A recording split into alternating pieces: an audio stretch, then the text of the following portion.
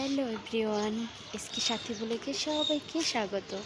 আশা করি এই পরন্ত বিকেলে সবাই খুব আছো। আমি ছাদে চলে এসেছি। বাসায় একদম একটু ঠান্ডা ঠান্ডা ভাল লাগতেছিল না, তাই তো তোমাদের সাথে আড্ডা দেওয়ার জন্য ছাদে চলে এলাম।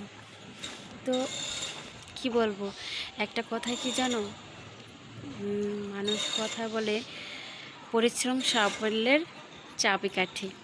তো আমি আজকে তোমাদেরকে দেখাবো আমি কিন্তু পরিশ্রম করেছি, তার ফসল হিসেবে কি পেয়েছি। আজকে আমি সেটাই তোমাদের সাথে শেয়ার করব। তোমরা সবাই জানো, কিছুদিন আগে আমি একটি ভিডিও দিয়েছিলাম যে আমি পুঁই শাকের পাশাপাশি লাউয়ের চারা রোপণ করেছি।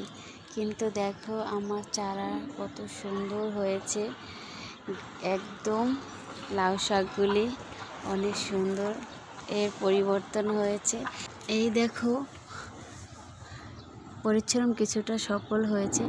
এইবারে আমার লাউয়ের চারায় দেখো লাউ শাকে কি ধরেছে, ফুল ধরেছে।